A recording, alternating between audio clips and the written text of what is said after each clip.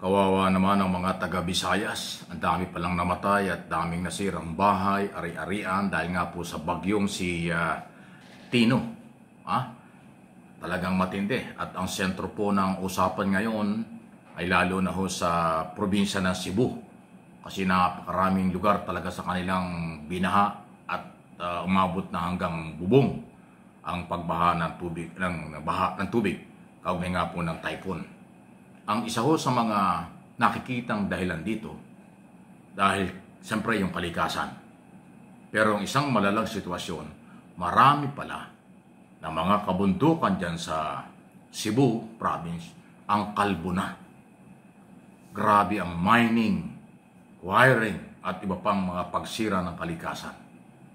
Yun ang dilubyo na dahilan, isa sa dahilan kung bakit bumagsak sa mga city, bayan, residential at komersyal. Ngayon lang nangyari ang ganyang katinding baha sa Cebu province kung di ako nagkakamali. Putik bato ang nagpunta sa Cebu City, Marawi City, Talisay, yung mismo na mga city na hindi naman dating binaha na ngayon. So, siyempre, palaging magkakaroon ng sisihan dito. Sino bang administrasyon ang may pagkukulang at pagkakamali? Abay, yan ang pagkasira ng kalikasan. Hindi naman nagagawa ng 1 taon at overnight lang yan. Matagal ng panahong sinisira yan. Kasi sisisihin na naman ng mga anti-Marcos. Problema ni Marcos ito dahil sa kanyang administration nangyari. Ang sasabihin naman ng iba, aba yung illegal quarrying at yung kapalpakan ng mga flood control, hindi lang naman dito sa Marcos administration. Yan ay nangyayari, dekada ng nakakaraan. Maging sa Duterte administration, totoo naman yun. Dahil inamin ni Duterte nung malakas pa itong mamang ito at may tapang pa nung siya ay mayor, nung siya ay presidente na sinasabi niyang matindi ang korupsyon sa DPWH, matindi ang korupsyon sa gobyerno, hindi daw niya kaya. Hindi niya kaya, kaya wala tayong nakitang ginawa para panagutin ang mga sinasabi niyang korupsyon sa public works. Kasi inabi ni Duterte nung panahong yun, itong mga ghost project ang isa sa malaking problema sa gobyerno. Alam niya yan. Sinabi niya sa press conference sa national television, pero kasunod ng kanyang expose na yan, wala naman siyang ginawang hakbang na ipatigil at imbestigahan ang mga sangkot dyan. Mula sa mga politiko, kontraktor at mga taga-DPWS. Wala siyang ginawa. Ngayon, pagpasok ng Marcos administration, after 3 years, na-discover ng Pangulo malalanga ni Pangulong Marcos. Kaya sinabi niya dun sa State of the Nation Address noong nakaraang July na talagang ipinatitigil niya ito, pananagutin niya, ipakukulong niya ang lahat ng sangkot. At humihingi siya ng tulong na sa mamamayan, tulungan siya sa labang ito. Ini-expose na ng Pangulo ang pangalan ng kontraktor, mga ghost project, at patuloy ngayon nagsusumbong ang mamamayan sa mga project na ito. Ayun, ang mga palpak. So, hindi na natin pwedeng sabihin ang Duterte o Marcos walang kinalaman. Lahat sila maaaring may pagkukulang. Ang kabutihan lang sa Marcos administration, ipinatigil niya at seryosong pinaiimbestigahan, pinakakasuhan ang mga politiko, kontraktor at mga taga-DPWS. Noong nakaraang gobyerno, wala pong ginawang ganyan. Sa totoo lang. Okay? Sana ang DENR, Department of Environment and Natural Resources, gumawa rin ng matinding galaw. Dahil yung illegal quarrying, illegal logging, illegal mining, sila po ang nagbibigay ng permit niyan at saka ang mga governor.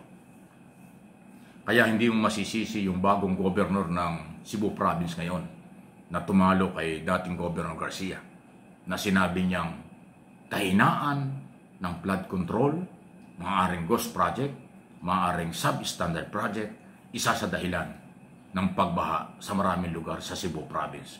Totoo yun. Okay? At hindi niya sinabi ngayon lang Marcos administration. Sinabi niya, base sa kanyang record na kita, 2019 flood control, hindi nakayanan ang dami ng tubig. Ibig sabihin, mahina yung flood control program project noong 2019. Yan po. Magagalit na naman ang mga Duterte supporters kasi sila naman tatamaan. Huwag kayo masyado magmalinis. Ang katotohanan, kasaysayan, hindi nyo pwedeng baluktutin. Yan ang totoo. Kung si Duterte noon, seryosong nagpaimbestiga, nagpakulong ng kontraktor, politiko at engineer, maniniwala tayo. Seryosong kanyang laban. Wala eh. Umamin lang siya na may korupsyon pero walang ginawang investigasyon. Walang naipakulong kahit isa na korap na politisyan. Pinalaya pa yung mga dating pinakulong ni Noynoy Aquino. Di ba? Si Jinggoy, sino ba yun? Enrile, sino pa ba? Si Bong Revilla, di ba? Pinalaya. Maging si Gloria Arroyo, di ba? Yun ang ginawa, pagpapalaya. Hindi pagpapakulong. Isa lang at pinakulong niya, hinaras lang, si Dilima, acquittal pa. Yan ang totoo. Okay? Kung may problema ngayon sa Marcos administration, nandiyan na yan, pero piniimbestigahan niya. Ipinatigil niya. Hindi niya ini-expose lang. Hindi niya sinabi lang. Sa State of the Nation address pa niya sinabi, mahiya naman kayo. Di ba? Sino ang tama? Sino ang mali ngayon? Yung nagsabi, pero ginawa ang solusyon? O yung nag-expose ng katiwalian, pero wala namang ginawa na investigasyon? O nakita nyo, malinaw pa yan sa sikat ng araw. Ang magagalit, sarado ang isip. Ang magagalit ay yung isa lang ang alam. Galit sa Marcos administration, hindi ko alam kung bakit. Ayaw nilang mabanggit na yung mga Duterte ay meron ding responsibility and accountability. Oo, kalikasan ang problema ng bansa. Pero kung yung budget para labanan ang kalikasan, proteksyonan ang mamamayan sa mga project ay ibinubulsa, ninanakaw na kung sino-sino, wala kayong ginawa. Wala silang ginawa. Ngayong may ginagawa ng gobyerno, galit pa kayo. Ano naman kayo ha? Kaya iiling ka na lang. Dito sa aking mga channel, diretsahan tayo.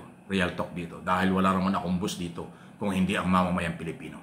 Wala akong pakaalam sa nakaraang gobyerno, wala akong pakaalam sa kasalukuyang gobyerno. Maganda ang ginagawa ni Pangulong Marcos, tutulungan natin.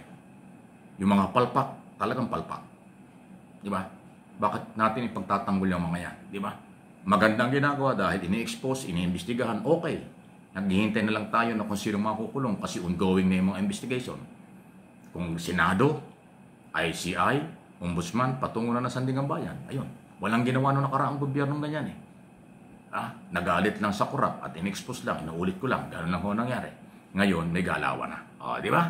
Ayun Sige, pahabol pa natin balita. Bakit nga ba itong passport nitong si Saldi ko hindi pa rin mawala-wala? Marami na ho nananawagan, mag-isiping Lacson at kung sino-sino, kansilin na ho ang passport nito. Hindi pa rin eh. Ang bagal ng Department of Foreign Affairs. Samantala, tax evasion case, ito na. Pangalawang batch ng tax evasion case, criminal case po ito, isinampanan ng BIR sa mga Diskaya, contractor at mga district engineer ng Department of Public Works and Highways, sina Alcantara, Mendoza, Hernandez, ayan. Tuloy-tuloy po ang galaw ng BIR under Commissioner Lumagi. Pangalawang batch na ng tax evasion at bilyon-bilyon ito. Hindi daang milyon. Bilyon-bilyong tax evasion. Kaya meron silang kaso sa BIR, tax evasion, meron din silang magiging kaso ng plunder at saka Anti-Corrupt and Corrupt Practices Act. Kalaboso talaga kayong lahat. Buti nga sa inyo.